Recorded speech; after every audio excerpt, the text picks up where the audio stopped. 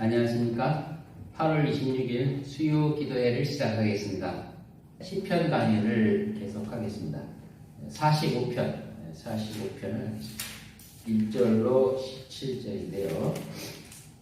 시편 45편 전체는 만왕의 왕이신 예수 그리스도를 찬양하는 노래입니다. 말씀 자체가 우리에게 매우 큰 힘을 주는 내용이죠.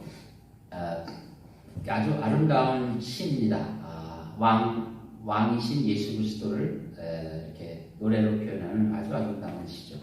그러나 요즘에 거짓으로 예수를 믿는 사람들로 인해서 그 만왕의 왕이신 거룩하신 예수의 이름이 크게 더럽혀지고 있는 현실입니다. 그러므로 오늘의 말씀은 그 주님을 따르는 우리 성도들에게 위축되지 않고 또 힘을 주는, 용기를 주는, 그리고 위로를 주는 귀한 말씀이라고 믿습니다. 무엇보다도 귀 있을 때마다 강조해야 할 것은 그분은 창조주이시라는 것입니다. 창조주, 온 만물을 지으신 분입니다. 골로새서 2장 16절에 보면 이는 만물이 그에 의하여 창조되되 하늘에 있는 것들과 땅에 있는 것들과 보이는 것들과 보이지 않는 것들과 보좌들이나 주권들이나 정사들이나 권세들이나 만물이 그에 의하여 또 그를 위하여 창조되었기 때문이라. 즉 예수 그리스도에 의하여 만물이 창조되었고 또 예수 그리스도를 위하여 창조되었다는 말씀이 분명히 있습니다. 이렇게 위대하신 분이고 권능이 있으신 분이 자신의 영광을 버리시고 사람으로 오셨습니다. 절대적이고 영원한 그 자신의 속성을 비우시고 온유와 겸손한 사람으로 임하신 것입니다. 그분은 초능력을 포기하시고 무능력자로 사셨습니다. 권세를 내려놓으시고 권세 없는 소시민으로 사셨어요. 그러나 그것은 세상 임금과 사탄의 왕국을 완전히 무너지게 하는 놀라운 권능이었습니다. 2절에 보시면 은혜가 충만한 분이라고 되어 있습니다. 2절 읽겠습니다. 왕은 사람의 자손들보다 더 아름다우셔서 은혜가 입술 속으로 부어졌으니 그러므로 하나님께서 왕을 영원히 복주셨나이다. 왕이신 예수 그리스도는 어떤 분이시냐? 은혜의 왕이십니다. 은혜, 그 입술에는 은혜가 가득하였다고 말합니다. 그분은 바로 자신의 목숨과 명예를 그 자기 백성을 위해서 기꺼이 버릴 수 있으신 그런 은혜의 하나님이십니다. 그야말로 사랑의 왕이시죠. 그분은 자신이 스스로 아버지의 뜻을 이루는 그 길을 택하셨습니다. 아버지의 뜻은 바로 우리 인간들을 위해서 그 아들이 죽으시는 것입니다. 그게 아버지의 뜻입니다. 자신이 그것을 거부할 수 있는 자유가 얼마든지 있지만 그분은 자신의 스스로 그 길을 기꺼이 가기로 정하신 것이죠. 그래서 자신의 자유를 아버지의 말씀에 순종하는 것에 100% 쓰셨습니다. 아버지께서는 아들의 그 사랑, 자기 자신과 동일하게 그 인류를 사랑하는 그 마음으로 자신을 온전히 드린 그 아들에 대하여 모든 권한, 아버지가 원래 고유의 권한, 심판의 권세는 아버지가 갖고 있는 겁니다. 그 고유한 권한을 아들에게 주심으로써 그 놀라운 그 권세를 아들이 받게 된 것입니다.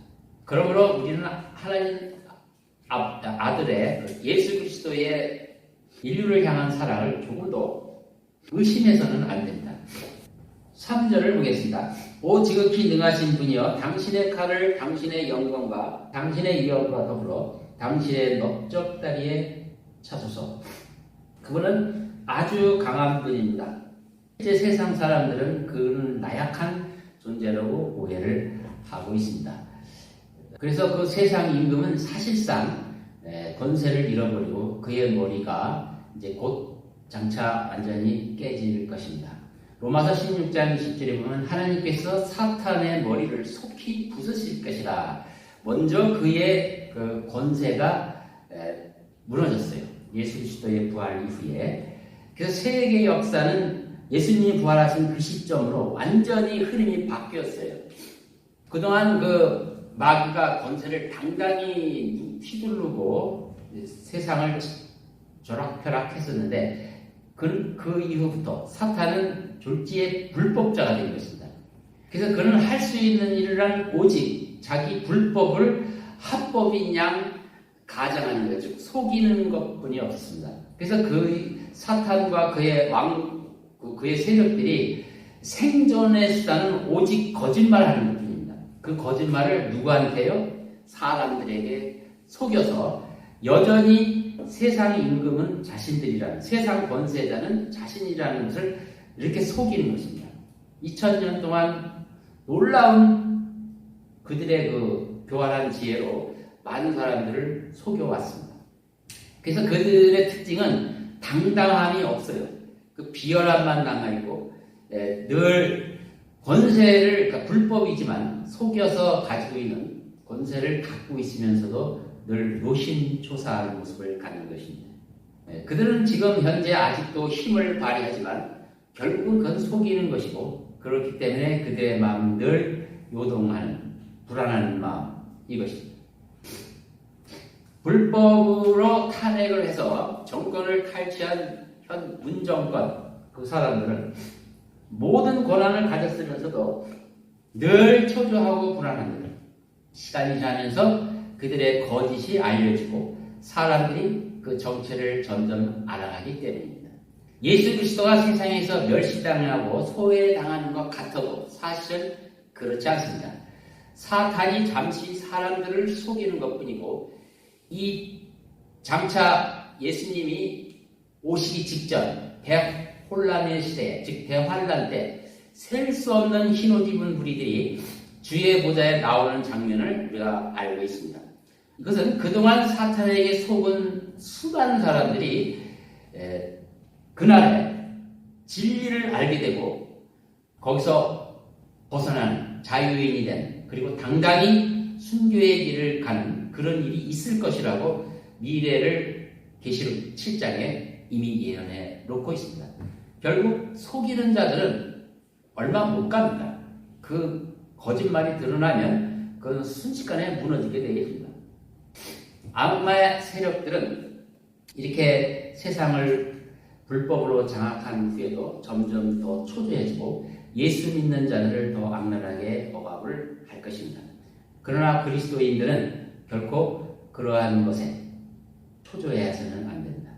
이들의 거짓말과 횡포는 얼마 안 있어 수년 아니면 수십 년 내에 하나님의 준엄한 심판을 받게 될 것이기 때문입니다. 그래서 주께서 이제 오셔서, 예수 그리스도께서 무장을 하시고 오셔서 이 악한 자들을 반드시 진멸할 것입니다. 그때가 되면 예수 그리스도께서 만왕의 왕이심을 당당히 드러내실 것입니다. 계시록 19장 11절을 보겠습니다. 요한계시록 19장 11절 제가 읽겠습니다. 또 내가 하늘에 열린 것을 보니 흰 말이 보이더라. 그 위에 앉으신 분은 신실과 진실이라 불리며 의로 심판하고 싸우시더라. 그의 눈은 불꽃 같고 머리에는 많은 왕관이 있고 또 한 이름이 기록되어 있는데 그 자신 외에는 아무도 모르며 피에 적신 옷을 입었는데 그의 이름은 하나님의 말씀이라 불리더라. 또 하늘에 있는 군대들이 희고 정결한 세마포를 입고 흰 말들을 타고 그를 따르더라. 그의 입에는 예리한 칼이 나와서 그것으로 민족들을 칠 것이요 또 철장으로 그들을 다스릴 것이며 그는 전능하신 하나님의 맹렬한 진노의 포도주를 밟으실 것이다. 또 그의 옷과 넉적다리에 이름이 기록되어 있는데 만왕의 왕 또 만주의 주라 하였더라. 그가 보니 한 천사가 해에 서 있는데 그가 큰 음성으로 외쳐 하늘 한가운데로 날아가는 모든 새들에게 말하기를 와서 위대하신 하나님의 만찬에 다 함께 모여 왕들의 살과 최고 대장들의 살과 용사들의 살과 말들과 그 위에 탄 자들의 살과 자유인이나 종이나 작은 자나 큰 자나 할 것 없이 모든 자의 살을 먹으라고 하니라. 그렇습니다. 거짓의 왕이며 교만의 왕인 이 사탄이 결국 마지막에는 그의 부하들과 함께 그를 따르는 많은 거짓의 사람들과 함께 한 번에 멸망당한다는 것이 성경의 미래의 사건으로 기록되어 있는 것입니다. 그분은 신실과 진실의 이름으로 오실 것입니다. 신실과 진실. 신실이라는 것은 영어로 faithful입니다. faithful. 그러니까 성실하시다는 것이죠. 그분은 성실하심이 아주 결정적인 특징을 갖고 계세요. 하나님은 성실하신 분입니다. 또 진실이라는 이름이 있습니다. 예수 그리스도의 이름에 별칭이 몇 개 있는데 임마누엘 있지만 또 마지막 19장에 보면 신실과 진실의 이름이 이제 소개가 되어 있습니다. 진실은 곧 진리라는 뜻이며 정직함이라는 뜻입니다. 정직이 결정적인 특징이에요. 예수 그리스도의 특징. 그러므로 예수를 믿는 사람들은 무엇보다도 삶이 성실해야 되고 정직해야 됩니다. 이 두 가지가 가장 뚜렷한 특징이 되어야 돼요. 그리스도인들은. 자신을 돌아보기 바랍니다. 지금 거짓으로 탈취한 정권을 말이죠. 자신이 선호한다고 또는 자신이 유익이 있다고 해서 그것을 옹호하고 박수치는 자들은 스스로 부끄러워해야 합니다. 왜냐하면 그 지금 정권은 모든 것이 거짓으로 이루어진 정권이거든요. 그것은 합법이 아니고 이미 불법자입니다. 그리고 내가 누구 편에 서 있는지를 알아야 돼요. 하나님 편에 섰다고 하면서 이 거짓을 기반으로 하는 무리들 편에 서서 그들을 응원하고 은근히 빛의 세력들이 사라지기를 바란다면 그 자신이 과연 그리스도인이 맞는 겁니까? 스스로 자신은 어둠의 세력이라는 걸 증거하는 것이 아니겠어요? 그래서 그리스도인이라면 어떤 이유에서든지 대한민국에서 사는 그리스도인이라면 어떤 이유에서든지 현 정권을 지지해서는 안 되는 것입니다. 또한 그리스도인이라면 어떤 이유에서든지 지금 미래통합당 역시 지지해서는 안 됩니다. 왜냐하면 그들의 지금까지 한 행보를 보면요. 답이 있어요. 그들도 거짓에 무리며 문정권이 그것보다 더 교활하고 악한 거짓으로 뭉쳐있는 자들입니다. 그래서 그리스도인의 정치적 행보는 분명합니다. 오직 진실편에서는 제3의 사람들을 찾아서 지지해주는 것 뿐입니다. 이것이 우리가 그리스도인으로서 해야 할 최소의 사회적 책임입니다. 바로 이렇게 해야만 바로 우리나라가 주님 오실 때까지 그래도 예수 그리스도의 진실과 진리의 정신으로 모여있는 하나님이 기뻐하시는 민족이 되는 거예요. 나라가 공산화되기 때문에 우리는 다른 것에 타협한다고 생각하지 마십시오. 우리는 당당하게 진리를 존중하는 그러한 그리스도인으로서 이 사회적 책임도 올바로 해야 하는 것입니다. 그동안 분별력이 없어서 이 사회를 내팽개친 것 회개하시고 하나님이 주시는 시련을 달게 받을 각오를 하고 오로지 진실한 사람을 찾아서 지원해야 합니다. 단지 고난만을 피하겠다고 공산화되면 곧 교회가 핍박당한다는 단순한 내 몸 어떻게 될까봐 또 악에 타협한다면 그 사람은 그리스도인이 아닙니다. 그래서 계속 악한 자에게 이용만 당하고 결국 더럽게 되고 버려질 것입니다. 우리 그리스도인은 영적으로 그 다음에 마음으로 육체적으로 오로지 예수 그리스도를 닮아야 돼요. 그분의 성실하심과 그의 정직하심이 우리의 모든 삶의 특징이 되어야 된다는 것입니다. 시편 본문의 45편이죠. 5절을 보시면 왕의 화살은 날카로워 왕의 원수들의 심장을 뚫으니 백성이 왕 아래 엎드러지나이다. 오늘날 현대인들이 예수 그리스도를 얼마나 무시합니까? 또 예수를 믿는 사람들을 또 얼마나 무시합니까? 그들이 무시하든 어찌하든 예수 그리스도는 무시당할 분이 아니고요. 만왕의 왕이십니다. 그분이 화살은 날카롭습니다. 모든 권세자들이 그 화살 한 방으로 끝나는 거예요. 바로 이 화살은 실제적으로 주님이 오실 때는 실제로 화살이 되겠지만 지금 이 시간에는 예수 그리스도 믿는 사람들이 진실 존중이라는 화살을 날려야 되는 거예요. 진실을 존중하는 존재로서 당당하게 화살을 날려야 이것이 올바른 것입니다. 이 진실은 모든 사람을 불편하게 합니다. 그것은 화살처럼 거짓말하는 자의 심장을 뚫어서 그들을 무너뜨릴 것입니다. 이것이 바로 우리 그리스도인이 할 수 있는 영적 싸움인 것입니다. 거짓은 모래 위에 지은 집과 같아서 곧 무너져 버립니다. 6절 오 하나님이여 주의 보좌는 영원무궁하며 주의 왕국에 오는 의로운 꼴입니다. 그 거짓으로 세워진 거짓의 왕국에 여러분은 주눅 들지 마시고 그들에게 무릎 꿇지 말고 이제 곧 무너질 모래 위에 쌓은 그 성 무너질 것을 기대하시고 주님이 오시면 영원히 무너지지 않을 영원한 나라가 세워진다는 사실을 꼭 기억하시기 바랍니다. 주님이 오시면 그들과 싸움을 한번 붙는데 그게 싸움이 치열해서 여러 시간을 걸리는 게 아니에요. 단순간에 끝나버려요. 아까 읽었던 계시록 19장 그 뒷부분 제가 읽겠는데 한 3절 아마 3절 안에 있는데 그 3절의 내용은 소위 잘 유명한 아마겟돈 전쟁입니다. 아마겟돈 전쟁을 기술을 하는데 딱 거기에만 전쟁 기술을 됐는데 너무 간단하게 돼 있어요. 시시합니다. 싸움이 너무나 시시해서 싱거울 정도예요. 그만큼 그건 싸움거리가 안 되는 것입니다. 그냥 예수님이 오셔서 거기 있는 자들을 그냥 잡아버리는 것으로 끝나는 전쟁입니다. 19절부터 제가 읽겠습니다. 또 내가 보니 그 짐승과 땅의 왕들과 그들의 군대가 그 말 탄 분과 그 군대에 대적하여 전쟁을 하려고 다 함께 모였더라. 그러니까 예수님의 군대, 예수님과 그 군대와 싸움을 하려고 모인 거예요. 아마겟돈이라는 지역에. 그러나 그 짐승이 잡히고 그냥 잡혀요.